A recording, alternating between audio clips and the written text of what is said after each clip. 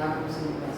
உன்னதமானவன் மறைவில் இருக்கிறவன் சர்வவல்லவருடைய நிழலில் தங்குவான். நான் கர்த்தரை நோக்கி நீர் அழைத்தவன் கோட்டை என் தேவன் நான் மீட்பவர் என்று சொல்லு. அவர் உன்னை வேண்டிய கண்ணிக்கு பாலாக கொள்ளைக்கு தப்பிப்பார்.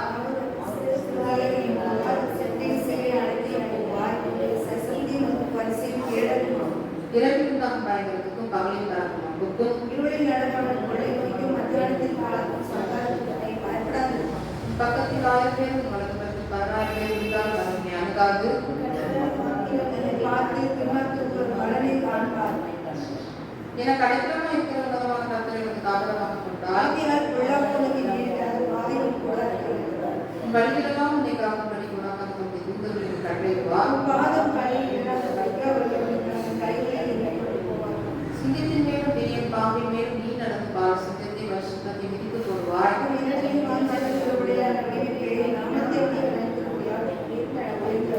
அவன் நினைவுக்கு கூடுவான். நான் அவனுக்கு மருந்து வரை சேவை ஆபத்து நானே என்னோடு தப்பித்து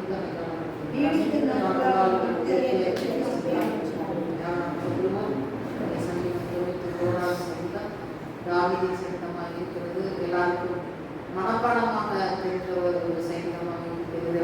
அங்கே 1வது வசனத்தில் சொல்கிறார், உன்னதமானவரின் மறைவில் இருக்கிற சர்வர்களுடைய நிழலில் தங்குவான் என்று சொல்லி அங்கே தாவீது சொல்கிறதை குறித்து பார்க்கிறோம். உன்னதமானவருடைய மறைவு சர்வவல்லவருடைய நிழல். 2 விஷயம் இங்கே சொல்லப்பட்டிருக்கிறது, மறைவை குறித்து நிழலை குறித்து. அப்போ தேவனுடைய மறைவுக்குள்ள இருக்கிறவன் சர்வவல்லவருடைய நிழல்ல என்ன செய்வானா தங்குவான். கர்த்தருடைய மறைவுக்குள்ளாக நம்ம என்ன செய்ய வேண்டும், கடந்து வர வேண்டும். தேவனுடைய அங்கே ஒரு பெரிய தாய்க்கோழி இருக்கும் என்றால் அதனுடைய குஞ்சுகள் என்ன செய்யும், அதனுடைய செட்டைகளுக்குள்ளே எப்படி இருக்கும், மறைந்து இருக்கும்.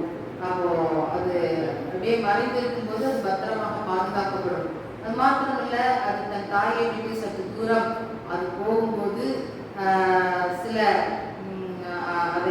அதை தாக்கக்கூடிய சில பறவைகளோ மிருகங்களோ வரும்போது அது என்ன செய்யும், அந்த குஞ்சுகள் எல்லாம் மிக சத்தமிட்டு ஓடி தன் தாய் இடத்துல அடைக்கலமாக போகும்போது அந்த தாய் அதனுடைய சிறகை விரித்து அதை என்ன செய்யும், அப்படியே மூடி மறைத்து கொள்ளும். அப்போ மறைத்து கொள்ளும் போது அதை அந்த குஞ்சுகளை அடிக்க வரக்கூடிய அந்த பறவைகளோ மிருகங்களோ எதுவாக இருந்தாலும் என்ன செய்யாது, அதை என்ன செய்ய முடியாது, நெருங்க முடியாது. காரணம் என்னவென்றால் அங்கே அதனுடைய தாய் மிகவும் பத்திரமாக அதனுடைய பிள்ளைகளாகிய குஞ்சுகள் என்ன செய்தால் மூடி கொண்டு மறைத்து விட்டார். ஆகவே அதுகிட்ட ஈஸியாக என்ன செய்ய முடியாது, எந்த சத்ருவால நெருங்க முடியாது. அதே போலதான் இன்றைக்கு ஆண்டவராக இயேசு கிறிஸ்து சொல்றாரு, என் மகனே என் மகளே நீ என்ன செய், என்னிடத்துல வா, என்னிடத்துல மனம் திரும்பு, என்னை நோக்கிப்பார் அப்படின்னு சொல்லி அவர் சொல்லுகிறார். அப்போ நம்ம அவரிடத்துல நம்ம வரும்போது, தஞ்சமென்று வரும்போது ஆண்டவர் என்ன செய்வார், நமக்கு அங்கே நிழலா இருந்த என்ன செய்வார், அவரை பாதுகாத்துக் கொள்வார். இதை நம்ம ரூத்தை குறித்து நம்ம பார்க்கலாம். ரூத் இருக்கிற சகோதரி அவர் ஒரு விதவையான ஒரு பெண்மணி. அப்ப அவ தன்னுடைய மாமியாரிடத்துல என்ன செஞ்சா, அவ பற்றி கொண்டாள். நான் என்ன செய்வேன், உங்களை விட்டு போக மாட்டேன், நீர் எங்க போனாலும் அங்க வருவேன், நீர் எங்க மறித்தாலும் நான் என்ன செய்வேன், அங்கதான் மறிப்பேன் என்று விடாதபடி அவள் பற்றி கொண்டு அவளோடு இருந்தாள். ஆனா பாருங்க, அவள் அந்த மாமியாரை விடாதபடி பற்றி கொண்டு அவளோடு அவளை இருந்தபடினால் அவளுக்கு ஒரு பாதுகாப்பு கிடைத்தது. எந்த ஒரு அவளுக்கு வேதனையான காரியங்கள் நடக்கவில்லை. மாறாக அதுக்கு மாறாக அவளுக்கு என்ன கிடைத்தது, அவளுடைய எதிர்கால கணவனாகிய போவாசை அவள் என்ன செய்தால் கண்டுபிடித்தார். ஆண்டவராகிய இயேசு கிறிஸ்து அவளுக்கு ஒரு போவாசை குறித்து அவளை ஒரு ராஜ்யத்தியாக அவளை என்ன செய்கிறார், அங்கே அவளை மாற்றுகிறார். அடிமையாக இருந்த அவளை, கணவனை இழந்த அவளை, அவளோட வாழ்க்கையில மாறாவா இருந்த அந்த வாழ்க்கையிலே ஆண்டவர் மந்திரமாக என்ன செய்தார், மாறாவின் வாழ்க்கை மாற்றின காரணம் என்னவென்றால் அவள் தன் மாமியாரிடத்திலே அவள் என்ன செய்தார், அடங்கி இருந்தால் மாமியார் இல்லாதபடி பற்றி கொண்டு இயேசுவின் மறைவுக்குள்ளே அவள் மறைந்திருந்தபடியினால் அப்படிப்பட்ட ஆசீர்வாதத்தை பெற்றுக்கொண்ட தேவனுடைய பிள்ளைகளே, இன்றைக்கு ஆண்டவருடைய மறைவுக்குள்ளே நாம் என்ன செய்ய வேண்டும், கடந்து வர வேண்டும். ஏன் நம்ம கோயிலுக்கு போகணும், ஏன் நம்ம சர்ச்சைக்கு போகணும் என்றால், அவருடைய சமூகத்திலே நாம் வரும்போது, அவருடைய மறைவுக்குள்ளே நாம் மறைந்திருக்கும் போது அவருடைய நிழலினாலே நாம் செய்யப்படுகிறோம், மறைக்கப்படுகிறோம். ஆண்டவருடைய நிழலினாலே ஆண்டவர் நம்மை என்ன செய்கிறார், தாங்குகிறார், மறைத்து அங்கே ஆண்டவரை பாதுகாக்கிறார். அப்ப பாருங்க, ஒரு யோனாவை குறித்து நம்ம பார்க்கிறோம். ஆண்டவர் நினைவேக்கு போனா அவன் என்ன செஞ்சான்? தர்சிசுக்கு போனான். அப்ப பாருங்க, அங்கே அவன் அப்படி போனதுனால அவனுடைய அந்த காரியங்கள்லாம் நமக்கு தெரியும். அவனை என்ன செய்யறான்? அவன் பெருவெல்லாம் வருகிறது, கடல் கொந்தளிக்குது, அவன் கடலை போடுறாங்க, மீன் வயிற்றுக்குள்ள போறான், மீன் 3 நாள் கழிச்சு கக்குது. அதுக்கப்புறம் அவன் என்ன செய்யறான்? அங்கே நினிவேக்கு போகிறான். நினிவே பட்டணத்தை மிகவும் மோசமான கொடிய ஜனங்களா என்ன செய்கிறாங்க? இருக்கிறாங்க. முதல்ல அதுக்கு பயந்துதான் போகல. ஆனா இப்போ அவன் பல பாடுகள் வழியாக போன போது கர்த்தர் அவனை சிச்சித்து உணர்த்தும் போது அவன் அதுக்கப்புறம் அவன் கீழ்ப்படிந்து என்ன செய்யறான்? அவன் போகிறான். ஆண்டவர் சொன்ன நினைவுக்கு போகிறான். அப்ப பாருங்க, அப்போ அப்படி இருக்கும்போது அவன் என்ன செய்யறான்? அவனுக்கு ஒரு நிழலை ஆண்டவர் உண்டாக்கினார். ஆமனுக்கு என்கிற ஒரு செடியை உண்டாக்கி அவன் என்ன செய்கிறான்? அந்த நிலையில என்ன செஞ்சுட்டு இருக்கான்? அப்படியே நல்லா ஜாலியா படுத்து தூங்கிட்டு இருக்கான். நிலையில இலைப்பாரி கொண்டிருக்கிறான். அப்போ ஒரே நாள்ல அந்த ஆமனுக்கு செடி என்ன செஞ்சது? பட்டு போயிடுச்சு. அப்ப அவன் ரொம்ப வேதனைப்படுறான், ரொம்ப ஆண்டவர் திட்டுறான், ஆண்டவர் மேல எரிச்சலா இருக்கிறான். அப்ப ஆண்டவர் சொல்றாரு, நீ இந்த சின்ன ஆமனுக்கு செடிக்காக நீ இவ்வளவு வேதனைப்படுறிய. 1,20,000 ஜனங்கள் என்ன செய்றாங்க? அழிய போறாங்க. அவங்க எனக்கு என்ன அறியாத இருக்கிறாங்க, அழிவுக்கு நேராக இருக்கிறாங்க. அப்ப நீ என்ன செய்யற? அதை குறித்து நீ என்ன செய்யல? கவலைப்படல. இந்த சாதாரண ஒரு ஆமனுக்கு செடிக்காக நீ என்ன செய்கிறாய்? நீ கவலைப்படுற. நான் உயிரோட இருக்கிறதை பார்க்கலும் சாவது நல்லா என்று சொல்லி நீ என்ன செய்கிற? சொல்றேன்னு ஆண்டவர் சொல்கிறார். என்னுடைய பிள்ளைகளே, யோனாவின் புத்தகத்திலே யோனாவின் சரித்திரம் இருக்கிறது. அப்போ அப்படிப்பட்ட காரியத்திற்காக அழிந்து போகிற ஆமனுக்கு செடிக்காக என்ன செய்கிறான்? கவலைப்படுறான். ஆனா இத்தனை ஜனங்கள் அழிகிறாங்களே, அழிய போகிறாங்களே, கவலை அவனுக்கு என்ன செய்யல? அவனுக்கு இல்ல. ஆமனுக்கு செடிக்காக அவன் கவலைப்படுறான். அப்ப பாருங்க, ஒரு நாளிலே உழைத்து ஒரு நாளிலே காய்ந்து போகிற அந்த நிழலுக்காக யோனா என்ன செய்தான்? பாரப்பட்டான், கவலைப்பட்டான். இன்றைக்கு ஆண்டவர் நமக்கு தருகிற நிழல் என்ன செய்கிறது? அந்த நிழல் நமக்கு இளைப்பாறுதலை தருகிறது. அந்த நிழல் நமக்கு பாதுகாப்பை தருகிறது. அந்த நிழல் நமக்கு என்ன தருகிறது? சமாதானத்தை தருகிறது. அந்த நிழல் நமக்கு சந்தோஷத்தை தருகிறது. நம்ம பாருங்க, வெயில நம்ம போயிட்டு வரோம், ஒரு பயங்கரமான ஒரு வெயில், சம்மர் டைம் வைங்களா, பயங்கர ஒரு அக்கினி நட்சத்திரம் சொல்லுவாங்கல்ல, அப்பெல்லாம் நம்மளால இருக்க முடியாது. தண்ணி குடிச்சுட்டே இருந்தாலும் தாகம் எடுத்துக்கிட்டே தான் இருக்கும். அப்ப அந்த டைம்ல ஏதாவது கூல் ட்ரிங்க்ஸ் குடிச்சா நல்லா இருக்குமே சொல்லி நினைப்போம். அந்த நேரத்தில் நம்ம செய்வோம், கூல் ட்ரிங்க்ஸ் குடிப்போம், பல காரியங்களை செய்வோம். அப்படியாக நம்ம தாகத்தை தீர்த்துக் கொள்வோம். அப்படிப்பட்ட ஒரு கொடிய வெயிலே நம்ம வெயில நம்ம நடந்து போறோம்னா நம்ம அந்த நேரத்தில் நம்ம எதை தேடுவோம்? ஒரு நிழலை தேடுவோம். அப்படிதான் வெயில நம்ம போறோம், அந்த வெயில் தாக்கம்னா நம்ம எதை தேடுவோம்? ஒரு நிழல்ல இருந்தா நம்ம அதை கொஞ்ச நேரம் நின்றுட்டு போகலாம், இல்லைன்னா உட்கார்ந்துட்டு போகலாம் அப்படின்னு சொல்லி நம்ம நினைப்போம். அதே போல ஆண்டவராகிய இயேசு கிறிஸ்துவின் நிழலிலே வரும்போது நமக்கு என்னெல்லாம் கிடைக்கிறது? எல்லா விதமான ஆசீர்வாதமும் எல்லா விதமான நன்மையும் நமக்கு கிடைக்கிறது. அப்ப நம்ம அவருடைய நிழலுக்குள்ளே நம்ம கடந்து வர வேண்டும். முதலாவது அவருடைய மறைவுக்குள்ளே நம்ம மறைந்துக்கணும். அதுதான் நான் சொன்ன பார்த்தீங்களா, ஒரு கோழி தன்னுடைய குஞ்சு எப்படி தாயிட்ட மறைஞ்சிருக்குமா, அதுக்குள்ள ஆண்டோடைய ரத்தத்துல மறைக்கப்பட்டிருக்க வேண்டும். ஆண்டோடைய கரத்தினால் மூடி ஆண்டவர் மறைக்கிறார். ஆண்டவர் எதுல மறைக்கிறார்? அவருடைய ரத்தத்துல நம்ம மறைக்கிறார். கரத்தினால நம்ம மூடி இப்படி மறைச்சி அதை பொத்தி வச்சிருக்கிறாரு. அப்ப நம்ம அப்படி மறைக்கப்பட்டிருக்கும் போது சத்ருவான நம்ம அடிக்கும்படிக்காக அவன் எதிரிட்டு நமக்கு விரோதமா வந்தாலும் ஆனால் ஒன்றும் செய்ய முடியாது. ஏன்? நம்ம ஆண்டவராகிய இயேசு கிறிஸ்து நம்ம அப்படி அழகா நம்ம மூடி மறைச்சிருக்கிறாரு. அந்த ரத்தம் நம்ம மூடி மறைச்சிருக்கிறது. அப்ப சத்ருவனால ஒன்றும் நம்ம செய்ய முடியாது, அட்டாக் பண்ண முடியாது, தொட முடியாது. அப்போ அப்படிப்பட்ட மறைவுக்குள்ள நம்ம செய்ய வேண்டும், கடந்து வர வேண்டும். அவருடைய நிலையில நம்ம என்ன செஞ்சிருக்கணும்? தங்கி இருக்கணும். நிலையில என்ன சொல்லுது? தேவனுடைய சமூகம், அவருடைய ஆலயம், அதில் நம்ம என்ன செய்யணும்? தங்கி இருக்கணும். கர்த்தருடைய ஆலயத்துல தங்கி இருப்பதே நான் வாஞ்சிக்கிறேன் என்று தாவீது சொல்கிறார். அப்ப அவருடைய ஆலயத்தை குறித்த சிந்தை அவருடைய ஆலயத்திலே நாம் தரித்திருக்க வேண்டும். எனக்கு மரியா கர்த்தருடைய சமூகத்தில் நினைச்சிட்டார், அவர் சமூகத்தினை காத்திருந்தார், தரித்திருக்கிறவளா இருந்தார். அதே போல நாம் அவருடைய நிழலுக்குள்ளே நாம் வர வேண்டும். தேவனுடைய பிள்ளைகளை தொடர்ந்து நாம் இப்படிப்பட்ட காரியங்களை செய்யும் போது தொடர்ந்து சொல்லப்படுகிற ஆசீர்வாதம் நம்ம வாழ்க்கையிலே பலிக்கிறதா இருக்கிறது. ஆண்டவர் நமக்கு உதவி செய்கிறார். எதுல இருந்து அநேக 7 விதமான பாதுகாப்பை குறித்து இந்த இடத்துல சொல்லப்பட்டிருக்கிறது. தொடர்ந்து ஆண்டவர் எப்படிலாம் நம்மளை பாதுகாப்பேன் என்று வாக்கு கொடுக்கிறார், எப்படியாக பாதுகாக்கிறார் என்று சொல்லி வரிசையை சொல்லப்பட்டிருக்கிறது. அது மாத்திரமில்லை, 14ஆம் வசனத்தை நாம் பார்க்கும் வழிகள் எல்லாம் உன்னை காக்கும் உனக்கு தம்முடைய தூதர்களுக்கு கட்டளையிடுவார். வழிகள் எல்லாம் நம்ம பல இடங்களுக்கு போறோம் வாரோம், அப்போ அப்படிப்பட்ட நம்ம போகிற அந்த வழியெல்லாம் ஆண்டவர் காக்கும்படிக்காக அந்த தூதர்களுக்கு என்ன செய்தார்? கட்டளை இடுவார். அப்போ நம்ம போகிற அந்த காரியத்துல எல்லாம் வச்சு ஆண்டவர் என்ன செய்கிறார்? ஆண்டவர் தூதருக்கு கட்டளை இல்லை, அங்க போகுது, இங்கே போகுது, நடந்து போகுது, கார்ல போகுது, பஸ்ல போகுது, அப்போ தூதர்களை அனுப்பி ஆண்டவர் நம்மளை என்ன செய்கிறார்? பாதுகாக்கிறார். இன்றைக்கு எத்தனையோ பேர் என்ன செய்யறாங்க? வெளியில போறவங்க வீட்டுக்கு வரதில்லை. கடந்த நாட்களில் சுரண்டை பட்டணத்திலே நாங்கள் இருக்கும்போது நம்ம ஒரு சம்பவத்தை நாங்கள் கேள்விப்பட்டோம்.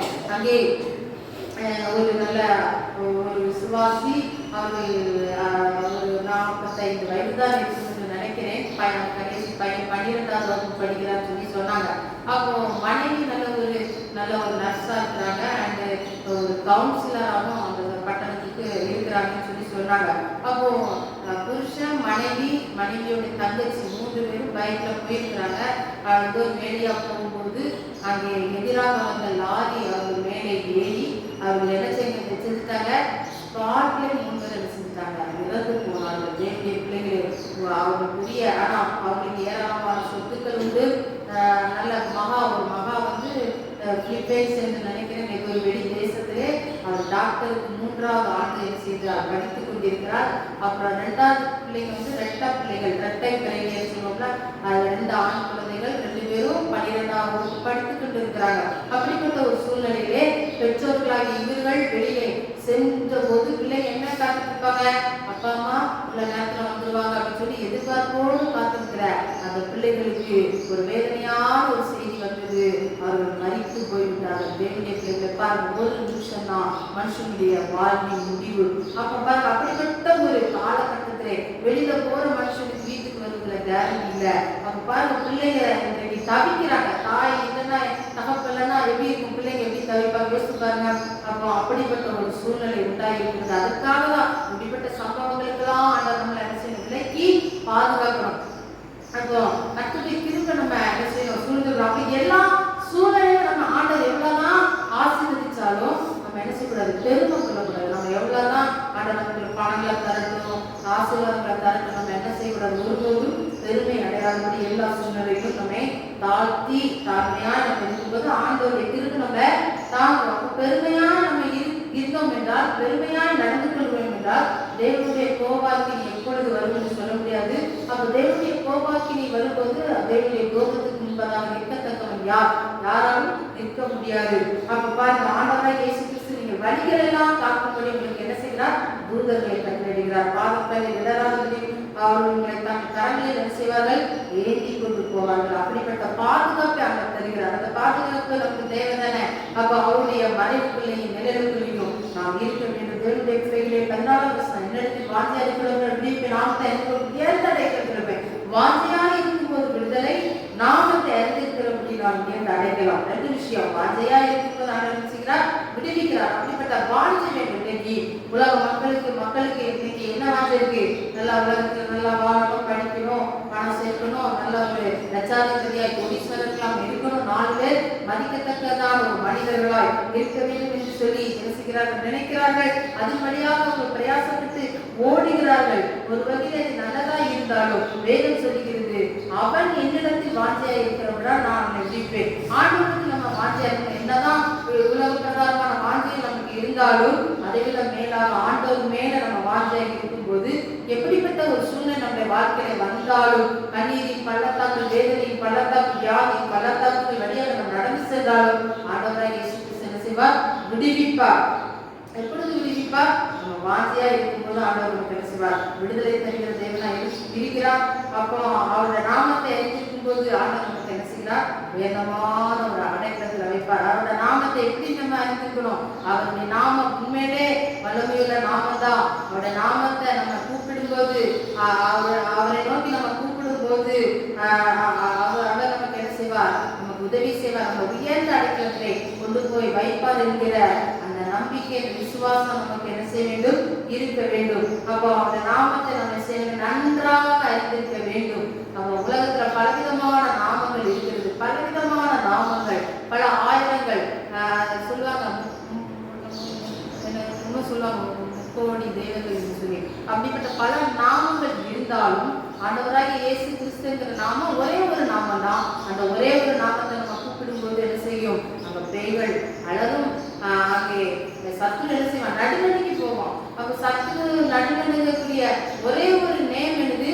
இயேசுங்கிற நாமம் தான். வேற எந்த ஒரு நாமத்தை கொண்டு அவனை தொடக்க முடியாது. அப்படிப்பட்ட ஒரு வல்லமை உள்ள நாமம் தான் நம்ம ஆண்டவர் இயேசு கிறிஸ்து நாமம். அதை நம்ம என்ன செய்யணும்? நல்லா அறிந்திருக்க வேண்டும். மாத்திரமல்ல, அதை என்னை நோக்கி கூப்பிட நான் பருவத்தில் வச்சு என்னை நோக்கி கூப்பிடுவான்னு சொல்லி அங்கே சொல்லுகிறார். ஆண்டவரை நோக்கி நம்ம கூப்பிடும் போது ஆண்டவர் என்ன செய்வார்? நமக்கு மறு உத்தரவு அருள் செய்வார். அங்கே வனாந்தரத்தில் ஆகார் கூப்பிட்டார். நான் சாக போறேன், மறிக்க போறேன், இல்ல சாக போகுது கூப்பிட்டா அவருடைய கூப்பிடுதலின் சத்தம் என்ன செய்தது? அங்கே ஆண்டவரை அசைத்தது. ஆண்டவருடைய செவிகளில் ஏறிச்சு. ஆண்டவர் உடனே என்ன செய்தார்? அவருக்கு மறு உத்தரவு அருளி செஞ்சு அவரை என்ன செய்தார்? விடுதலை ஆக்கலாம். இன்றைக்கு அநேக நேரங்களில் நாம் கூப்பிடுகிறோம். சில நேரங்களிலே மறு உத்தரவு வராதது போல தாமதமா இருக்கிறது. ஆனால் நீங்கள் அதிக விசுவாசத்தோடு நம்பிக்கையோடு நீங்கள் அவரை நோக்கி கூப்பிடணும். அங்கே எரேமியா 33:3 அங்கே வேதம் சொல்லுகிறது, என்னை நோக்கி கூப்பிடு, அப்படி நான் உனக்கு உத்தரவு கொடுத்து நீ அறியாதும் உனக்கு எட்டாளமான பெரிய காரியம் உனக்கு அறிவிப்பேன். அப்ப அவரை நோக்கி கூப்பிடும்போது ஆண்டவர் நமக்கு என்ன செய்கிறார்? உத்தரவு கொடுத்து அறியாதப்பட்ட பெரிய காரியங்களை ஆண்டவர் செய்வது என்ன இருக்கிறார். அப்போ இன்றைக்கு நம்ம யாரை நோக்கி கூப்பிடணும்? ஆண்டவரை நோக்கி கூப்பிடணும். ஒரு இக்கட்டு, ஒரு வேதனை, ஒரு கண்ணீர், ஒரு தேவை அப்படின்னா நம்ம என்ன செய்யக்கூடாது? மனிதர், நம்மை சார்ந்திருக்கிற மனிதர்கள், நேசிக்கிற மனிதர்களை நோக்கி கூப்பிடாதபடி நம்மை படைத்த அழைத்த நமக்காக ஜீவனை கொடுத்த இந்த தேவனை நோக்கி நாம் கூப்பிடும் போது ஆண்டவர் நமக்கு என்ன செய்கிறார்? மறு உத்தரவு அருளி செய்து அவர் என்ன செய்கிறார்? ஆபத்துல கூட நம்மளை தப்புவிக்கிற தேவனா இருக்கிறார், கனப்படுத்துகிற தேவனா இருக்கிறார். அவை அந்த தெய்வத்தை நீங்கள் சார்ந்து கொள்ளுங்கள், அவரை நோக்கி கூப்பிடுங்கள், அவருடைய வாஞ்சையா இருங்கள், அதை மறைவுக்குள்ளே வாங்க. அவர் ஆண்டவரை இயேசு கிறிஸ்துவ நிலையில தங்கிடுங்க. தேவனுடைய சமூகத்துல உட்கார்ந்து அமர்ந்திருந்து அந்த பிரசனத்திலே நீங்கள் எப்பொழுதும் நிறைந்தவர்களா இருக்கும் போது இந்த அதிகாரத்தில் சொல்லப்பட்ட அத்தனை ஆசீர்வாதங்களை நமக்கு நம் குடும்பத்துக்கு கற்றுக் கொடுத்து நிறைவாய் ஆசிர்த்து வழிநடத்துவாராக. வாசிகள் பாகமதி புஸ்தகம் 28ஆம் அதிகாரம் 1ஆம் வசனத்தை வாசிகள். பாகம் 28ஆம் அதிகாரம் 1ஆம் வசனத்தை வாசிகள். இன்று நான் உனக்கு விதிக்கிற தேவனுடைய கட்டளைகளின்படியெல்லாம் செய்ய நீ கவனமாய் இருக்கும்படிக்கு அவர் சத்தத்திற்கு உண்மையாய் செய்து கொடுப்பானானால் உன் தேவனாகிய கர்த்தர் பூமியில் உள்ள சகல ஜாதிகளிலும் உன்னை மேன்மையாக வைப்பார். பக்கம் 257 பழைய பாட்டில் 257ஆம் பக்கம். உபாகமம் 28:1 எல்லாம் சேர்ந்து வாசிக்கும். இன்று நான் உனக்கு விதிக்கிற தேவனாகிய கட்டளைகளின்படியெல்லாம் செய்ய நீ கவனமாய் இருக்கும்படிக்கு அவர் சத்தத்திற்கு உண்மையாக செவி கொடுப்பார். உன் தேவனாகிய கர்த்தர் பூமியில் உள்ள சகல ஜாதிகளிலும் உன்னை மேன்மையாக வைப்பார். இன்று நான் உனக்கு விதிக்கிற உன் தேவனாகிய கர்த்தருடைய கட்டளைகளின்படியெல்லாம் செய்ய கவனமாக இருக்கும்படிக்கு அவர் சத்தத்திற்கு உண்மையாக செவி கொடுப்பார். உன் தேவனாகிய கர்த்தர் பூமியில் உள்ள சகல ஜாதிகளிலும் உன்னை மேன்மையாக. இன்னொரு முறை, இன்று நான் உனக்கு விதிக்கிற உன் தேவனாகிய கட்டளைகளின்படியெல்லாம் செய்ய நீ கவனமாக இருக்கும்படிக்கு அவர் சத்தத்திற்கு உண்மையாக செவி கொடுப்பார். உன் தேவனாகிய கர்த்தர் பூமியில் உள்ள சகல ஜாதிகளிலும் உன்னை. ஹல்லேலூயா, ஹல்லேலூயா. ஆண்டவர் உங்களை என்னை குறித்து என்ன சித்த வைத்திருக்கிறார்? உங்களை மேன்மையாக வைக்க வேண்டும். ஹல்லேலூயா. உங்களை ஆசீர்வாதமாய் வைக்க வேண்டும். ஹல்லேலூயா. பிசாசு கொடுக்கிற ஆசீர்வாதம் அல்ல. பிசாசு ஆண்டவரிடத்திலே சொன்னா, நீ என்னை பணிந்து கொண்டால் நான் உனக்கு என்ன செய்வேன்? உள்ள பூமியில் உள்ள சகலத்தை நான் உனக்கு ஆண்டவர் என்ன சொல்றார்? அவனை பார்த்து அப்பாலேயோ சாத்தானே. ஒரு அல்லேலூயா சொல்லுங்க. அப்ப அதுக்கான தெய்வ பிள்ளைகளை பிசாசு கொடுக்கிற ஆசீர்வாதம் எனக்கு சொல்லுங்க வேண்டாம். யார் கொடுக்கிற ஆசீர்வாதம் வேண்டும்? வேறு கர்த்தருடைய ஆசீர்வாதமே ஐஸ்வரியத்தை தரும். அதனுடைய அவர் என்ன செய்யா? வேதனையை கூட்டார். ஒரு அல்லேலூயா சொல்லுங்க. அல்லேலூயா, அல்லேலூயா. அப்ப அருமையான தெய்வ பிள்ளைகளை நம்ம எச்சரிக்கையா இருக்கணும், கவனமா இருக்கணும். ஆண்டவருடைய ஆசீர்வாதத்தை பெறுவதற்கு நாம் ஆயத்தம். அல்லேலூயா. பிசாசு கொடுக்கிற ஆசீர்வாதம் எனக்கு, பாவத்தினால வந்த ஆசீர்வாதம் எனக்கு. ஆமென், ஆமென். தெய்வ பிள்ளைகளே, ஆண்டவருடைய வார்த்தைக்கு நம்ம கீழ்ப்படியணும். ஒரு அல்லேலூயா சொல்லுங்க. ஆண்டவர் சவுலை எடுத்துட்டு ராஜாவா கொண்டு வரதுக்கு காரணம் என்ன? அவன் கீழ்ப்படியல. ஆண்டவர் சொன்னார், அமெரிக்கர்களை நீ என்ன செய்யணும்? சஞ்சரிக்கணும். அமெரிக்கரை நீ என்ன செய்யணும்? சஞ்சரிக்கணும், அடிச்சிடணும். அவனை விட இவன் என்ன பண்ணான்? சும்மா நொந்தது எல்லாத்தையும் அவன் அடிச்சுட்டு நல்ல புஷ்டியா உள்ளதெல்லாம் அவன் என்ன செஞ்சான்? வச்சிருந்தான். இப்ப சாமுவேல் வந்து கேட்டான், என்ன நான் கேட்கிற இந்த ஆடு மாடு சத்தம் அதெல்லாம் ஒண்ணு இல்லையே அப்படின்னா. அப்போ ஆண்டவர் சொன்னா, சவுலை நான் வெறுத்தேன், சவுல் எனக்கு கீழ்ப்படியல, அவன் துன்மார்க்கமா இருக்கிறான், பாவம் பெருகி கொண்டிருக்கிறது. தெய்வத்தை நம்ம கவனமா இருக்கணும். ஒவ்வொரு நாளும் நம்ம என்ன செய்யணும்? கவனமா இருக்கணும். நம்ம வாழ்க்கையில பாவங்கள் இருக்குதா, தேவனுக்கு பிரியமில்லாத காரியங்கள் இருக்குதா, கவனமா இருக்கணும். நம்ம எப்படி இருக்கணும்? எச்சரிக்கையா இருக்கணும். செல்போனை வச்சு நம்ம எதுவும் அசுத்தமான படம் பார்க்கறோமா, அசுத்தமான காரியங்களை செய்யறோமா? ஆண்டவர் பார்க்கிறா. அடுத்த மனுஷன் பார்க்கிறதமாய் நான் பாரு. மனுஷன் முகத்தை பார்ப்பான், கர்த்தரோ எச்சரிக்கையா இருக்கணும். தேவ பிள்ளைகளே, தேவ கோபார்வை நம்ம மேல என்ன செய்யக்கூடாது? வரக்கூடாது. ஒவ்வொரு நாளும் தேவனுக்கு பயந்து நடக்கணும். பெரிய கூட்டம் நமக்கு தேவையில்லை, கொஞ்சம் பேரா இருந்தாலும் தேவனுக்கு பயப்படுகிற பயம் நமக்கு தேவை. ஹல்லேலூயா, ஹல்லேலூயா. ஆண்டவருடைய வார்த்தைக்கு நம்ம என்ன செய்யணும்? கீழ்ப்படியணும். வாசிக்க 1 சாமுவேல் புத்தகம் 15ஆம் அதிகாரம் 22ஆம் வசனம் வாசிக்கலாமா? 1 சாமுவேல் 15ஆம் அதிகாரம் 22ஆம் வசனம் வாசிங்க. 1 சாமுவேல் 15:22 வாசிக்கலாம். கர்த்தருடைய சத்தத்துக்கு கீழ்ப்படிவதை பார்க்கிறோம். சர்வாங்க தகனங்களும் பலிகளும் கர்த்தருக்கு பிரியமாய். ஹல்லேலூயா. கர்த்தருடைய சத்தத்துக்கு கீழ்ப்படிவதை பார்க்கிறோம். சர்வாங்க தகன பலிகளும் என்னமா? தகனங்களும் பலிகளும் சர்வாங்க தகனமும் பலியும் கர்த்தருக்கு கர்த்தருடைய சத்தத்துக்கு கீழ்ப்படியணும். ஒரு ஹல்லேலூயா சொல்லுங்க. இப்ப எந்த அளவுக்கு தேவனுக்கு நாம் உண்மையா இருக்கிறோமோ, எந்த அளவுக்கு தேவன் விசுவாசத்தை நம்ம டெய்லி வரலன்னா கூட வாரத்துல ஒரு நாள் வந்து நம்ம ஜெபம் பண்ணலாம். ஆண்டவருடைய ஆலயத்தில் உட்கார்ந்து கண்ணீரோடு பாரத்தோடு நீங்க வந்து ஜெபம் பண்ணலாம். அப்படியாக நாம் தேவனுக்கு நேரத்தை கொடுக்கணும். ஆண்டவருக்கு நாம் காரியத்தை கொடுக்கணும். கர்த்தர் அதில் பிரியமா இருக்கிறார். ஒரு ஹல்லேலூயா சொல்லுங்க. ஹல்லேலூயா. யோவான் 14ஆம் அதிகாரம் 15ஆம் வசனம் வாசிக்கலாம். யோவான் 14ஆம் அதிகாரம் 15ஆம் வசனம். யோவான் 14:15 வாசிக்கலாம். வாசிக்கலாம். 14:15 வாசிங்க. வாசிங்க. நீங்கள் என்னிடத்தில் அன்பாய் இருந்தால், நீங்கள் என்னிடத்தில் அன்பாய் இருந்தால் கற்பனைகளை கைக்கொள்ளுங்கள். ஒரு ஹல்லேலூயா சொல்லுங்க. எத்தனை பேர் இயேசுவை நேசிக்கிறீங்க? ஆமே, நீங்க காலையில இருக்கா வந்திருக்கீங்க. இயேசுவா மேல உள்ள நேசம். ஒரு ஹல்லேலூயா சொல்லுங்க.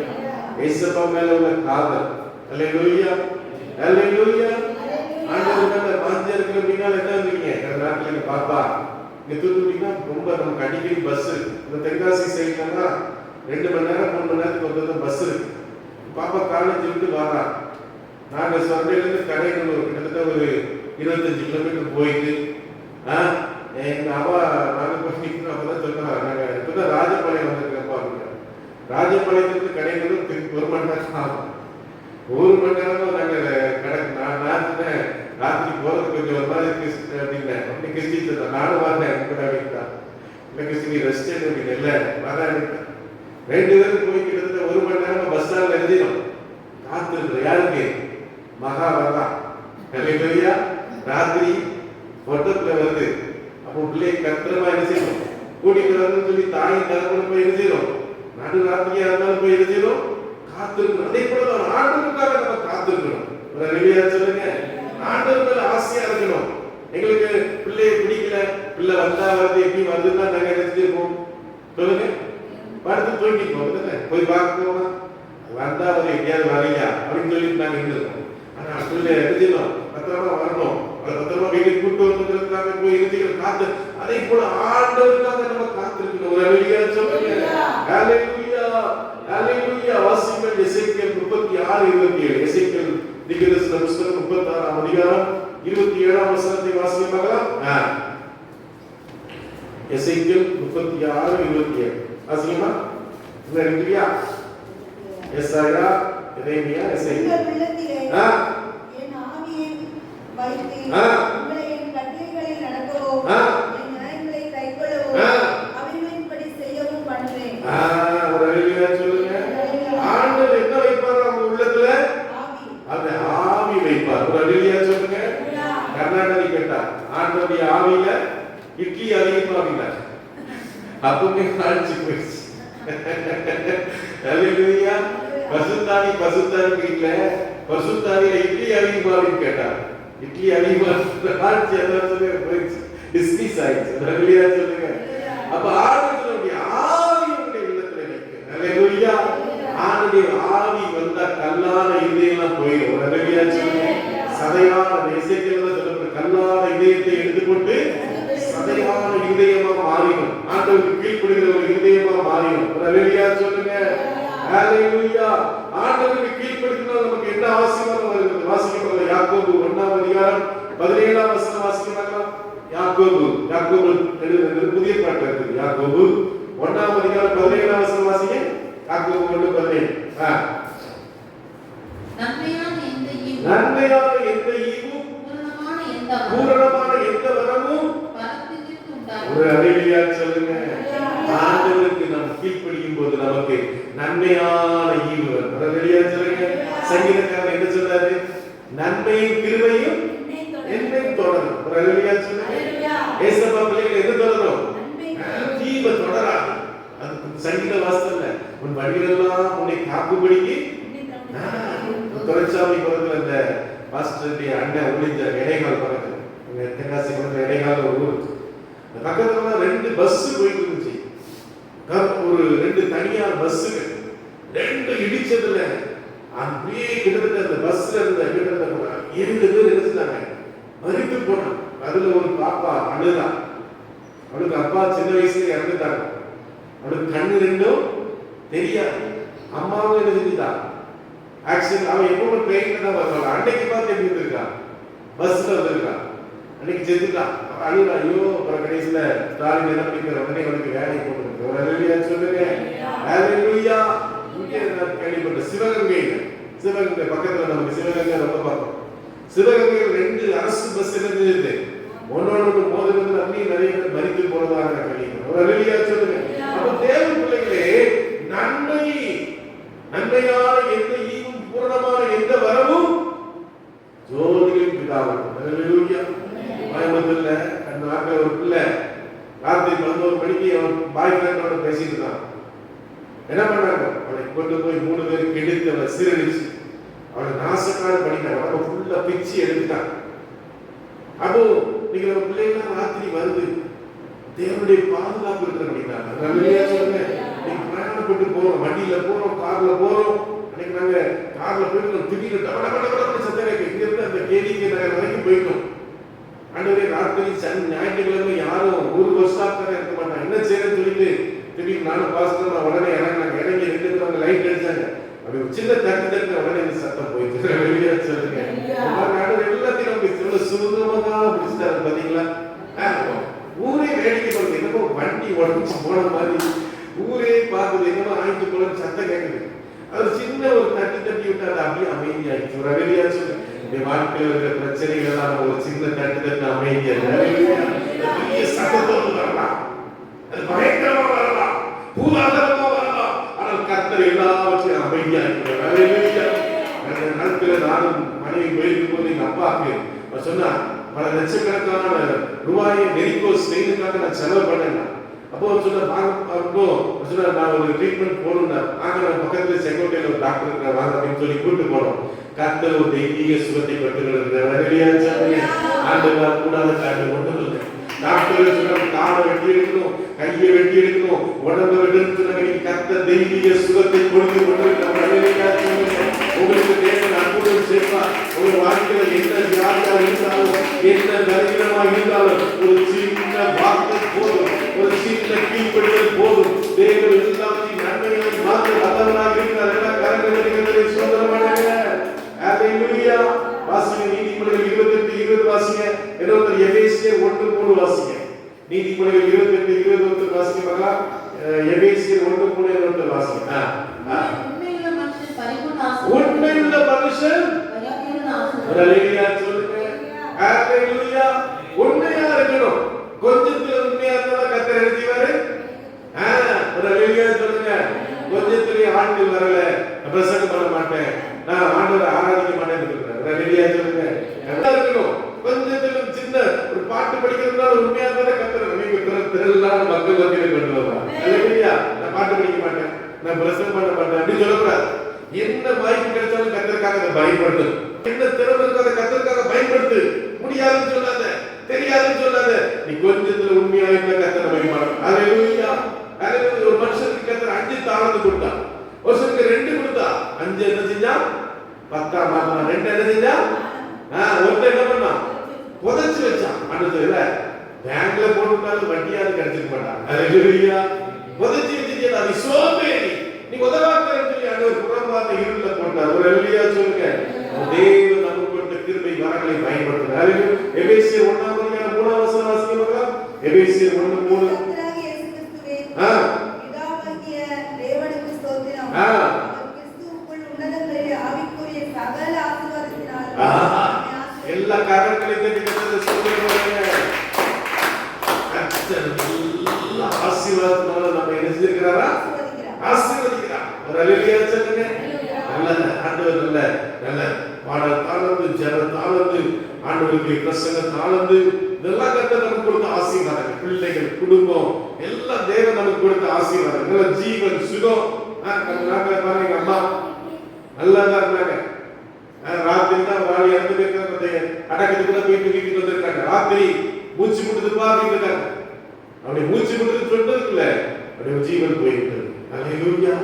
ஹல்லேலூயா. அப்போ பாருங்க, எத்தனையோ பேர் தூக்கத்திலே எழுதிறாங்க. கடந்த நாட்கள் 2 நண்பர், ஒரு பாஸ்போர்ட் இருக்கு, பேரு ரதீஷ் பாஸ்போர்ட். அவங்க அப்பாக்கு காலையில ஒரு கூட்டத்துக்கு போகணும்னு சொல்லி ரெடியாகிட்டு இருக்கிறாங்க. திடீர்னு நெஞ்சு வலி இருந்துச்சு, அப்படியே மறந்து போயிருக்காங்க. இப்போ தேவ பிள்ளைகளுக்கு அப்படிதான் அந்த மரணம் வரும். ஒரு ஹல்லேலூயா சொல்லுங்க. நாங்கள் அம்பேத்கர் நகரில் ஒரு கூட்டம் நடத்திட்டு முடிச்சுட்டு போனோம். நாங்கள் அப்ப அந்த பாஸ்ட் பாருங்க, ஆராதனை எல்லாம் முடிச்சாரு. மனைவி அவருக்கு ஒரு மாதிரி வந்துருக்குது. போய் குளிச்சாரு. குளிச்சு தலெல்லாம் சீவி நீட்டா உட்கார்ந்துருக்கிறாரு. அதுக்குள்ள அப்படி ஜீவன் போயிருக்கு. ஹல்லேலூயா சொல்லுங்க. படுக்கையிலாம் கிடக்க முடியாது. ஹல்லேலூயா சொல்லுங்க. ஆமே. நமக்கு பூத்துல அப்படின்னா அழிக்க மாட்டாங்க. கர்த்தர் அப்படியே அப்படி கண்ணை மூடும்போது கர்த்தர் அப்படியே கொண்டு போயிருப்பார். ஹல்லேலூயா சொல்லுங்க. ஆமே. பிள்ளைகளுக்கு அப்படிதான் கொடுப்பார். ஒரு வேலைக்கு கஷ்டம் தான், அப்பாக்கெல்லாம் இழப்பு தான். அம்மா எல்லாத்தையும் பார்த்து அப்பா சொன்னாங்க, ஒரு இருமல் கூட விட மாட்டான். உடனே ஏதாவது தேவை பிடிங்க, அதை பிடிங்கன்னு சொல்லுவா அப்படின்னு சொல்லி அப்பா சொன்னாங்க. ஒரு மனைவி எதிர்த்து புருஷனை என்னதான் அவங்களுக்குள்ள பிரச்சனைகள் வரதான் செய்யும். எப்ப பார்த்தாலும் ஒருத்தர் பேசிட்டு தான் இருப்பாங்க. ஆனாலும் ஒரு புருஷன் போது, ஒரு மனைவிக்கும் போது ஒரு பாசம் வரதான் செய்யும். ஹல்லேலூயா சொல்லுங்க. அது பிள்ளைகளுக்கு கொடுக்க முடியாது, அது நண்பர்களுக்கு கொடுக்க முடியாது, அது எவனுக்கு கொடுக்க முடியாது. அது கர்த்தர் மாத்திரம் நம்ம கொடுக்க முடியும். ஹல்லேலூயா சொல்லுங்க. ஹல்லேலூயா. வாசிங்கள் சங்கீதத்தின் புஸ்தகம் 37:34. சங்கீதத்தின் ஆண்டவர் கீழ்ப்படிகிறதுனால நமக்கு என்ன ஆசீர்வாதம் வாசிங்க. சங்கீதம் 37:34 வாசிங்க பார்க்கலாம். சீக்கிரம் வாசிங்க. நீ கர்த்தருக்கு காத்திருந்து அவருடைய வழியை கைக்கொள். அப்பொழுது நீ பூமியை சுதந்தரித்துக் கொள்வாய். பூமியை சுதந்தரித்துக் கொள்வாய். ஒரு ஹல்லேலூயா சொல்லுங்க. என்ன சொல்லுங்க வாசிங்க. சொல்லுங்க வாசிங்க. சரி கேட்கல. நீ கர்த்தருக்கு காத்திருந்து அவருடைய வழியை கைக்கொள். அவருடைய வழியை கைக்கொள். அப்பொழுது நீ பூமியை சுதந்தரித்துக் கொள்வாய். பூமியை சுதந்தரிப்பாய். எத்தனை பேருக்கு ஆசை? ஹல்லேலூயா. பூமியை சுதந்தரிக்க வேண்டும். ஹல்லேலூயா. ஆத்துமாக்களை சுதந்தரிக்க வேண்டும். ஹல்லேலூயா. தூத்துக்குடி பெரிய பட்டணம். நீ வாழ்க்கையில அடியாத ஒரு 100 ஆத்துமாக்கள் கர்த்தர் நமக்கு சபையில கொடுக்கிறோம். ஹல்லேலூயா சொல்லுங்க. சுதந்தரிக்கணும். ஆண்டவர் நினைக்கிறார். ஓ பிரைஸ் லார்ட். யோசுவாவை பார்த்து நீ சுதந்தரி, வாக்குத்தத்தம் பண்ணப்பட்ட தேசத்தின் ஜனங்களுக்கு பங்கிட்டு கொடு என்று சொல்லிட்டுனார். ஹல்லேலூயா சொல்லுங்க. ஆமென். வாசிங்க சங்கீதம் 113:4. இன்னொரு லூக்கா 12:48 வாசிங்க பார்க்கலாம். சங்கீதம் 110. நம்முடைய மகிமை வானங்களுக்கு மேலானது. உன்னதங்களில் வாசஸ்தலத்தில் நம்முடைய தேவனாகிய கர்த்தருக்கு சமானமானவர் யார்? நம்முடைய தேவன் உன்னதங்களில் இருக்கிறார். ஹல்லேலூயா சொல்லுங்க. ஆண்டவர் பூமியில இருக்கிறாரா, எங்க இருக்கிறார் சொல்லுங்க? உன்னதங்களில் இருக்கிறார். ஹல்லேலூயா. அப்ப தேவ பிள்ளைகளை அப்படி உன்னதமாய் உயர்த்துகிறவராய் இருக்கிறார். ஹல்லேலூயா. உன்னதமாய் ஆசீர்வதிக்கிறவராய் இருக்கிறார். ஹல்லேலூயா சொல்லுங்க. லூக்கா 12:48 வாசிங்க பார்க்கலாம். அடிகளுக்கு ஏதுவானவைகளை செய்தவனே, சில அடிகள் அடிக்கப்படுவார். எவனிடத்தில் அதிகாரம் கொடுக்கப்பட்டிருக்கிறது அவனிடத்தில் அதிகம் கேட்கப்படும். அவர் ஹல்லேலூயா சொல்லுங்க. இன்னைக்கு கர்த்தர் உங்களை என்ன பண்ணியிருக்கிறார்? பொறுப்புகளை கொடுத்திருக்கிறார். நீங்க சும்மா இருக்க கூடாது. பார்க்கிற இடத்துல ஆண்டவர் குறித்து சொல்லணும். ஹல்லேலூயா. அமைதியா இருக்க கூடாது. அந்த நாட்கள் ஒரு சகோதரி ஜெபத்துக்கு வந்திருந்தாங்க. அப்பா சர்ச்சில் தான். கணவன் இன்னும் ரட்சிக்கப்படல, ஆனாலும் அவங்க போய் ட்ராக்ஸ் எல்லாம் எடுத்துட்டு போய் ஜனங்களுக்கு கொடுப்பாங்க. புருஷன் ரட்சிக்கப்படல, ஆனாலும் அவங்க சுவிசேஷத்தை சொல்லிட்டு இருக்கிறாங்க. கடமை ட்ராக்ஸ் நான் வாங்கிட்டேன், ஜனங்களுக்கு கொடுங்க. இயேசு நல்லவரம்மா, இயேசு நல்லவரம்மா, உங்களை ஆசீர்வதிப்பா, உங்களுக்கு அற்புதம் செய்வார் சொல்லுங்க. ஆண்டவர் நமக்கு பொறுப்பு கொடுத்திருக்கிறார், கடமை கொடுத்திருக்கிறார். சும்மா இருக்க முடியாது. ஞாயிற்றுக்கிழமை சபைக்கு வந்துட்டு மட்டும் போக முடியாது. ஆண்டவருக்காக நாம் எதையாவது செய்யணும். ஹல்லேலூயா. ஆண்டவர் கேட்பா, உனக்காக என்னுடைய ஜீவனையே கொடுத்தேன், உனக்காக சிலுவையில நான் மரிச்சேன், நீ எனக்காக என்ன செஞ்ச? எனக்காக நீ ஏதாவது ஊழியம் செஞ்சியா? யாருக்காக இயேசு குறித்து சொன்னியா? நீ எனக்காக ஏதாவது பாடுகள் பட்டாயா? நீ எனக்காக ஏதாவது கண்ணீர் விட்டாயா என்று சொல்லி ஆண்டவர் கேட்பார். ஹல்லேலூயா சொல்லுங்க. ஆமென். நெருங்கையாய் நான் வரேன். ஹல்லேலூயா. அது ஏதாவது செய்யணும். வந்து வாரத்துல ஒரு நாள் சபையில காலையில இருந்து சாயந்தரம் வரைக்கும் உட்கார்ந்து ஜெபம் பண்ணலாம். இல்ல ராத்திரி எல்லாம் பாஸ்டர் உட்கார்ந்து ஜெபம் பண்ணீங்கன்னா ஜெபம் பண்ணலாம். எதையாவது நம்ம கர்த்தருக்காக செய்யணும். சும்மா இருக்க முடியாது. ஆண்டவர் சீக்கிரம் வரப்போகுதா? ஹல்லேலூயா சொல்லுங்க. ஆகவே தேவ பிள்ளைகளே, நாம் கீழ்ப்படியும் போது ஆண்டவர் சொன்னார், நான் உனக்கு விதிக்கிற இந்த கற்பனையெல்லாம் கீழ்ப்படியும் போது பூமியில் உள்ள சகல ஜனங்களுக்கு மேன்மையானவை. நல்ல கண்களை மூடி நாம் சொல்லி